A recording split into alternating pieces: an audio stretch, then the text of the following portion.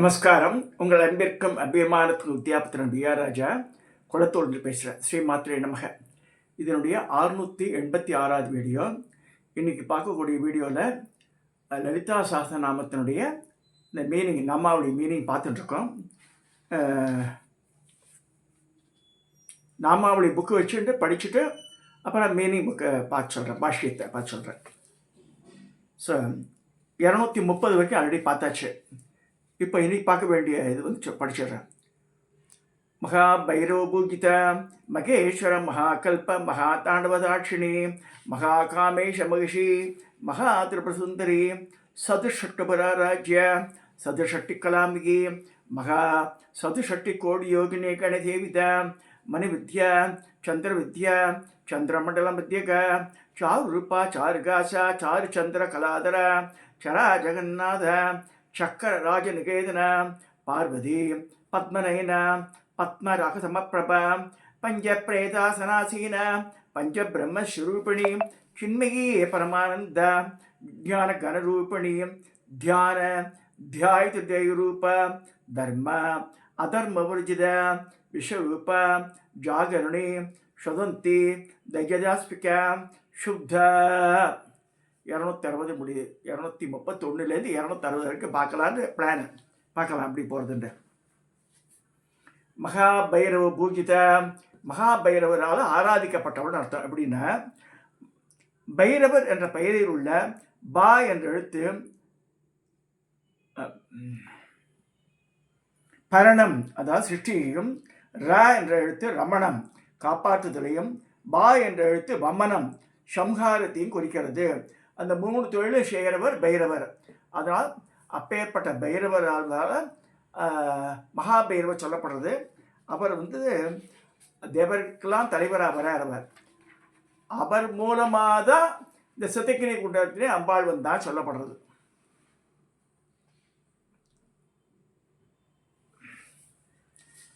So Mahabhairava Poojitha. அடுத்தது 232 மகேஸ்வர மகாகல்ப மகா தாண்டவதாஷினி. மகேஸ்வருடைய மகா பிரளய காலத்தில் மகா தாண்டவத்திற்கு சாட்சி ரூபமாயிருப்பவள். மகாகல்பம் என்பது இந்த பிரபஞ்சம் யாவும் அழிந்து போகும் மகா பிரளயம் ஆகும். அழிவு என்பது இங்கு எல்லா பிரபஞ்சமும் பரமேஸ்வரிடம் மறந்து. அந்த காலத்தில் ஆர்எஸ் மனோகரோட ட்ராமாவில் ஒரு பெரிய முகங்க வாய் திறந்துடும், எல்லாம் அதில் போய் விழும். இந்த நைலான் புடவையில் நீல கலரில் நிறைய மனுஷா கிழப்பு எல்லாம் உயிரை போட்டு அப்படியே சரசரன்னு வாய் வழியில் போய் விழுற மாதிரி இருக்குமா ட்ராமாலேயே. அந்த காலத்துலேயே ராஜா அண்ணாமலை மன்றத்தில் பார்த்துருக்கேன் நான். அது 233 மகா காமேஷ மகிஷி. மகா காமேஸ்வருடைய பட்ட மகிழ்ச்சியாக இருக்க, அதனால் மகா காமேஷ மகிஷி. இங்கே வந்து 2வது நாமாவின் மகாராஜ்யன்றது வந்து இங்கே நினைவு கூறப்படுறது. ஸோ 234 மகா திரிபுரசுந்தரியும் மகா திரிபுரையும் மகா அழகியாகவும் உள்ளவள். சுந்தரினால 3 உலகத்துக்கும் அவள் தான் வந்து அழகான, உலகத்திலே அவள் தான் வந்து காண கிடக்காத பேரழகு வாய்ந்தவள். 235 சதுஷ்டபராராஜ்ய 64 உபச்சாரங்களை உடையவள். சாதாரண பூஜை செய்வதில் பஞ்ச உபச்சாரம் கந்தம், புஷ்பம், தூபம், தீபம், நெய்வேத்தியம், இது 5 சொல்கிறோம் நித்தியப்படி பூஜையில். மினிமம் அதுவாக இருக்கணும் பூஜை, இல்லைன்னா பூஜை பண்ணி பிரயோஜனமே கிடையாது. பஞ்ச உபச்சாரங்கள் பேர். கந்தனா பியூர் சந்தனம் அரைச்சணும், இல்லைன்னா சந்தன பவுடர் வாங்கி கலக்கணும். மஞ்சள் கலரில் இல்லை, அது வந்து பூஜா பவுடர். சந்தனம் பவுடர் வாங்கணும். ஸ்ரீவித்யா கடையில் மகிழா பொருள் வைக்கிறா, அதை வாங்கி ஒரு பேக்கெட் வாங்கினா 35 ரூபா 40 ரூபா தான் 50 கிராம். ஸோ ஒரு 1/4 கிலோ வாங்கினாலும் போதும், ஒரு 2-3 மாதத்துக்கு வச்சுக்கலாம். அதை புஷ்பம், நல்ல புஷ்பங்கள், அன்றளந்த புஷ்பம். பூ இல்லாமல் பூஜையே கிடையாது. ஒவ்வொருத்தரும் ஒரே நந்தியாவட்டை போடணும் சொல்லி வச்சுருப்பான். அதாவது அம்படையாங்கான லட்சத்தில் சம்பாதிப்பான். இப்போ தலையில் நிறைய மல்லிப்பூ. சாமிக்கிட்ட பார்த்தா பூவே இருக்காது. பூ இல்லாமல் என்னது பூஜை? கந்தம், புஷ்பம், தூபம். தூபம்ன்றது இந்த இது ஊதுபத்தி, சாம்பிராணி, குங்குலியம் இதெல்லாம் போடுறது வந்து தூபம். தீபம், நெய் தீபம் ஏற்றணும். நல்லெண்ணெய் விளக்கு ஏற்றுறது தனியாக இது முகம் வச்சு ஒரு கையில் ஹேண்டிலோடு இருக்கும். ஸோ அதில் வந்து நெய்யை விட்டு எடுத்துச்சிடணும். அதை தான் யூஸ் பண்ணணும். விளக்கில் போய் கற்பூர தரம் கொடுத்தக்கூடாது. நைவேத்தியம் ஏதோ ஒரு நைவேத்தியம், வெறும் சாதமாவது வச்சுட்டு அதில் நெய்யை விட்டுனா சுத்தாரணம் ஆகிடும். அது யார் நைவேத்தியம் பண்ணணும். ஆனால் அம்பாளுக்கு வந்து பெரிய பூஜைகள்லாம் பண்ணால் 64 உபச்சாரம் பண்ணணுன்னு இருக்குது. நிறையா இருக்குது அதில். ஸோ இந்த 64 உபச்சாரங்கள் பார்த்தா நிறைய அம்பாளை கொண்டு உட்காந்து வைக்கிறது, கால் அலம்புறது, இது மாதிரி ஒவ்வொரு இது இருக்கும். பெரிய லிஸ்ட் அது. ஒரு நாள் தனியாக பார்க்கலாம். அதாவது ஆபரண அலங்காரம், சுகந்தி தைல அபயங்கம், அது இந்த இதுக்கு குளியலை பிரவேசம், இந்த மாதிரி நிறையா வருது. அப்புறம் ஆடை ஆபரணம் பண்ணுறது, எல்லாம் அபிஷேகங்கள்லாம் பண்ணுறது, துடைக்கிறது, இதெல்லாம் நறுமணம் காமிக்கிறது மாதிரி 64 விதமான உபச்சாரங்கள் சொல்லிருக்கு. பெரிய பெரிய பூஜைகள் பண்ணால் அதெல்லாம் பண்ணணும். நகைகள்லாம் போட்டு அலங்கரித்து அது மாதிரி பண்ணணும். அதை 64 உபச்சாரங்கள் பண்ணுறது அதான் மகா சதுஷட்டுபராராட்சியான்றது. அதுதான் உபசாராட்சியா. சதுஷட்டி கலாமிகி, 64 கலைகளின் வடிவாயிருப்பவள். 64 உபச்சாரம் வேற, 64 கலைகள் வேற சொல்லியிருக்கு. ஆய கலைகள் 64 கூறப்படுகிறது. இது எது? அது நிறைய விஷயங்களுக்கு பலவிதமான மொழிகளை பேசுறது, டிராயிங் போடுறது, பின்னல் பின்னுறது, இந்த மாதிரி நிறைய நாட்டிய சாஸ்திரம் எல்லாமே வந்துடும். அதில் கவிதை எழுதுறது, கேட்டதை மறக்காமல் திருப்பி சொல்லும் திறமை, இந்த மாதிரி 64 விதமான இசல் இருக்கு. சாமுத்திரிகா லட்சணம் சொல்கிறது, சமைக்கிறது, இந்த விஷயம் இதெல்லாம் இருக்குது 64 கலைகளில். சதுஷட்டி கலாமிகி, இந்த 64 கலைகளுக்கு தாது பரீட்சை, ரத்ன பரீட்சை இதெல்லாம் கூட இருக்குது. 237வது மகா சதுஷட்டி கோடி யோகினி கணசேவிதா, 64 கோடி யோகினிகளின் கணங்களால் சேவிக்கப்பட்டவள். ஸ்ரீசக்கரத்தில் சதுர சக்கரத்தில் பூபுரத்தில் நடுரேகையில் பிரகட யோகினியாக விளங்குபவள். பிராமி, மகேஸ்வரி, கௌமாரி, வைஷ்ணவி, வாராகி, மாகேந்திரி, சாமுண்டா, மகாலட்சுமி, இவ வந்து அஷ்டமாத்திரங்கான் பேர். இவர்கள் ஒவ்வொருக்கும் 8 யோகினி கணங்கள் பரிவார தேவதா இருக்கின்றனர். இவர் ஒவ்வொருவருக்கும் 1 கோடி பரிவார தேவர்களுக்கு. ஆக 8 × 8 64 கோடி யோகினிகள். இவர்களால் பணிபடை செய்யப்படுகிறாள் தேவி அப்படின்னு சொல்லியிருக்கு. ஸோ இதில் கொஞ்சம் டிஸ்பியூட் வேறு இருக்குது. ஒவ்வொரு ஆபரணத்துக்கு 64 கோடி, மொத்தமே 64 கோடி வேறு சொல்கிறா. இந்த அகசியெல்லாம் சொல்லும்போது இந்த 64 திவ்ய யோகி, மகா யோகி, சித்திய யோகி, கணேஸ்வரி, பிரேதாசி, டாக்கினி, காளி, காளராஜி, சாஸ்திரி, ஜங்காபி, சோத்திய வேதாளி, பிசாசி, பூதராமரி, ஊர்த்தகேசி, பரூபாட்சி, சுக்லாங்கி, நரபோஜினி, ராட்சசி, கோர அத்தியாசி, விஷ்ணுபேங்கரி, சாமுண்டி, வீர கௌமாரி, பாராகி, முண்டதாரணி, பிராமரேந்திர, வேதாளி, பீஷ்மரி, திரிபுராந்திகி, பைரவிதம், சிறகுரோதி, துர்மிகே, பிரேதவாகினி, கட்பாங்கி, திருகமன்கோஷ்டி, மாலை மந்திரூபிணி, அப்படி போல இந்த 64 யோகினி கணக்கு பேர். அந்த மனப்பாடமாக சொன்னால் அன்னைக்கு பாவம் அன்றைக்கே நெசிஞ்சு போகும்னு சொல்லியிருக்கு. ஸோ இந்த மாதிரி 64 கோடி யோகினி கணங்களால் சேவிக்கப்படுறவள் அர்த்தம். மனு வித்யா 238 மணிமினா உபாசிக்கப்பட்ட வித்யா இருப்பவள். மனுன்றது யார்? ஆதிபுருஷன். ஸோ ஆதியில் ஸ்ரீவித்யை 12 பேர்களால் உபாசிக்கப்பட்டதாக சொல்லப்படுகிறது. மனு, சந்திரன், குபேரன், லோபாமுத்ரா, அகஸ்யா, மன்மதன், அக்னி, சூரியன், இந்திரன், ஸ்கந்தன், சிவன், துர்வாசர். இவர்கள் ஒவ்வொருவருக்கும் ஒரு வகையான மந்திரத்தை தப வலிமையால் உணர்ந்து உபாசித்தவர்கள். அவர்கள் மனு முதன்மையானவர். அவர் கண்டுபிடித்த ஸ்ரீவித்யா மந்திர ரூபணியாக இருப்பவர் தேவி. அதான் மனு வித்யா. ஸோ அடுத்து 239 சந்திர வித்யா, சந்திரனால் உபாசிக்கப்பட்ட ஸ்ரீவித்யா வடிவானவள். அடுத்து சந்திர மண்டல மத்தியகா, சந்திர மண்டலத்தில் மத்தியில் இருப்பவள். அடுத்தது ஷாரு ரூபா 241 அழகிய உருவமுள்ளவள், திரிபுர சுந்தரி, லலிதா சுந்தரி முதலியவை நாமங்களில் எல்லாம் குறிப்பிடத்தக்கப்பட்ட அதிசுந்தரமான வடிவை உடையவள். அடுத்து 242 ஷாருகாஷா, அழகிய புன்சிரிப்போடு கூடியவள். உன் இனிய புன்சிரிப்பே சந்திரன் என்பது வாக்கியம். தேவியின் புன்னகையை வர்ணிப்பதாலோடு இதிலிருந்து தோன்றும் பரமானந்தத்தை தரும் ஒரு ஞான பிரகாசத்தையும் குறிப்பிடுகிறது. அடுத்தது சாரு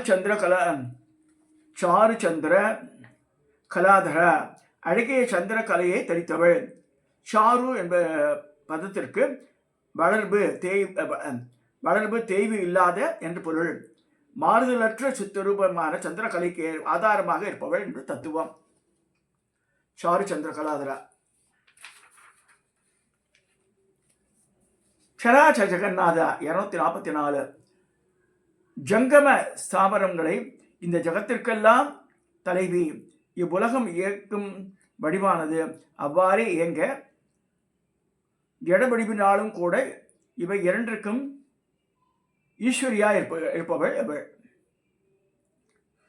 அதாவது சராச்சர ஜெகநாதா 245 சக்கரராஜ நிகேதனா, ஸ்ரீசக்கரத்தையே தன் இருப்பிடமாக கொண்டவள்.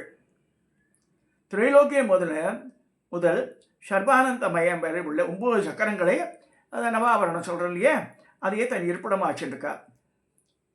246 பார்வதி, பர்வதராஜனின் ஹிமவானின் குமாரி, மணமகள், மலைமகள், சைலேந்திர தனியா. சைலம்னா மலை, அதாவது அவன் தான் இம்மவான் மகவால இருந்திருக்கா, அதனால தான் பார்வதி. பத்மநயனா, தாமரை போன்ற கண்களை உடையவள்.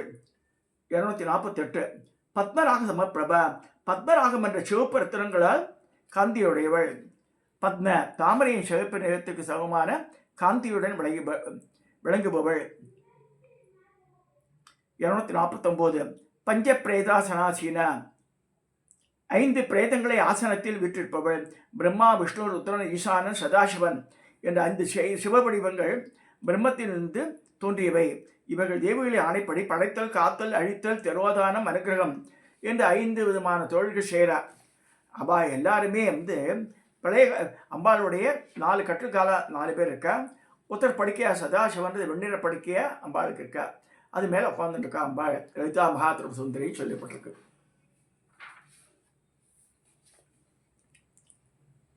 பஞ்சபிரம்மஸ்வரூபிணி 250 5 பிரம்மங்களின் வடிவானவள். முந்தின ராமாவில் சொன்ன பிரம்மா, விஷ்ணு, ருத்ரன், ஈஸ்வரன், சதாசிவன் இவர்கள் 5 பஞ்ச பிரம்மங்கள் என்று சொல்வதுண்டு. ஆசனத்தின் வடிவான இந்த 5 வடிவங்களாகவே தேவி விளங்குகிறாள் அது சொல்லியிருக்கு. இன்னொரு இது என்னன்னா, 5 வகையான வடிவங்கள் உள்ள யாவும் தேவியின் வடிவங்கள் என்று அர்த்தம். அது ஒன்று. சின்மகி, சித் வடிவாகமாக இருப்பவள். சித் ஞானம், கேவலம் ஞான வடிவே ஆனவள். அதாவது அறியவன், அறியப்படும் பொருள், அறிவு என்ற திருப்படி இல்லாத சுத்த ஞான வடிவானவள்.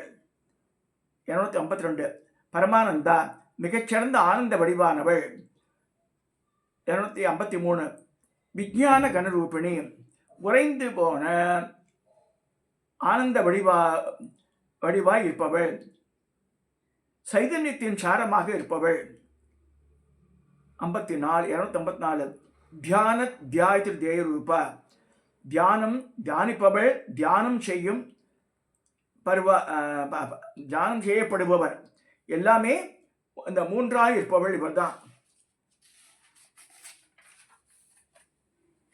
தர்ம அதர்ம வர்ஜித, தர்மம் அதர்மம் இவற்றிலிருந்து விடுபட்டவள். தர்மம் என்ற சொல்லிற்கு பலவிதமான பொருள் உண்டு. பொதுவாக தர்மம் என்பது நன்மை பயக்கும் செயல்களை குறிப்பது. எதிர்மறையாக அதர்மம் தீமை பயக்கும் செயல்களை செய்தது. இந்த அர்த்தத்தில் தர்மம் என்பது தீர்மானமாக நன்மை தரும் செயல்கள் எல்லாம் சொல்ல முடியாது. ஏனெனில் ஒரு நிலையில் அல்லது ஒருவனுக்கோ தர்மம் என்று இருப்பது அல்லது நல்லது என்று இருப்பது மற்றவனுக்கு தீமையாக இருக்கும். அது ஸோ அதனால தான் இந்த மாதிரி சொல்லுங்க, தர்ம அதர்ம வர்ஜிதாங்க. ஸோ தர்மம் என்றது ஒரு கட்டுப்பாடு அல்லது ஒரு வரம்பை குறிக்கும். அதாவது ஜாதி, மத, வர்ண ஆசிரமங்களுக்கு விதிக்கப்பட்டுள்ள கட்டுப்பாடுகள் முறையே அவற்றை தர்மங்கள் எனப்படும். அவற்றை மீறுதல் அதர்மம். இந்த பொருளிலும் இந்த இதை எடுத்துக்கலாம் சொல்லியிருக்கு. தர்மம் என்பது குணம் அல்லது தன்மை, அதோடு கூடியவள் தர்மி. எனவே அவளை அதர்வம் என்றும் கூறலாம்.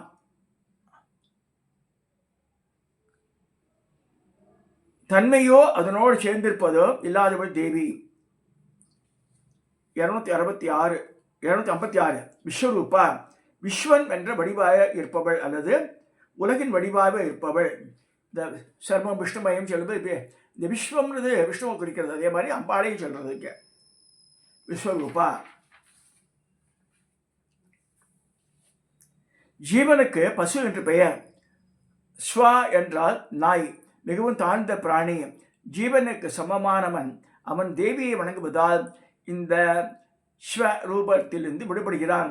அதாவது ஸ்வ பாவம் அல்லது ரூபம் விகிதமாவதால் விடுபடுவதால் விஸ்வரூபா என்று தேவி கூறப்படுகிறாள்.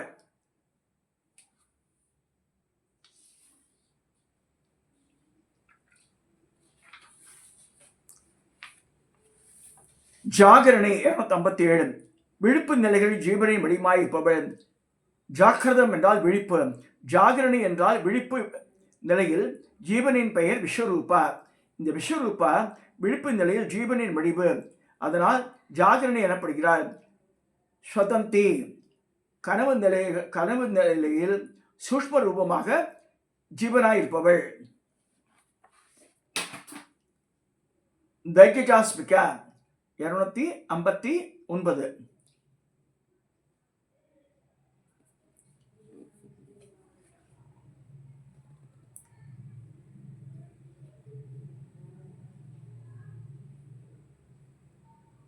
ஸ்வனாவஸ்தையில் தைக்கசன் என்று பெயருள்ள ஜீவனின் சுரூபமாக இருப்பவள். இதே அவஸ்தையில் சமஷ்டி தைக்கசனுக்கு ஹிரண்ய கர்ப்பன் என்று பெயர். அவ்வடிவானவள். 260 சுபதா தைக்கசாத்கா சுப்தா சுஷுப்தி நிலையில், அதாவது உறக்கத்தில் விளங்கும் ஜீவனின் சுரூபமாக இருப்பவள். 260 இது சுத்தான்றது.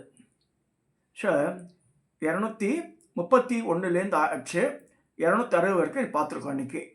ஸோ இதோட நான் இதை நிறைவு செய்கிறேன். அதாவது லலிதா சஹஸ்ரநாமத்தை இந்த மீனிங் தெரிஞ்சுக்கிறது ஒரு பெரிய இது. இன்னைக்கு ஒரு அதிசயமான ஒரு நிகழ்வு நடந்தது. ரொம்ப காலம் 15 வருஷத்துக்கு முன்னாடி என் குருமாதா இருக்கும்போது அவள் 2012 ஜூலை 2 அவள் முக்தி அடைஞ்சா. ஜூலை மாதம் 2ஆம் தேதி அவள் இது பண்ணது. நம்ம நம்பரான விவேக் சர்வேஸ்வரன் ஒரு ஆடியோ ஃபைல் மட்டும் அமைச்சிருந்தார். ஒரு பிளாக் அண்ட் என்ன பார்த்தா அம்மாவோட படமே இல்லை, ஒரு கருப்பாக வருதுன்னு பார்த்தா அதில் 3 விதமான சோஸ்திரங்கள் அந்த அம்மா சொல்கிறது பிச்சைவாழ சொல்கிறா பார்த்து உட்காந்துட்டு. அது யாரோ ஆடியோ எடுத்திருக்கா அந்த காலத்தில். அது வந்தது எனக்கு. ஆனால் எல்லாமே கம்பைண்டாக இருந்தது. என்னை பிரித்து கொடுன்னு சொல்லிட்டு மதுரை வைஷ்ணவி கௌரி சங்கர் காமிச்சிருக்காத.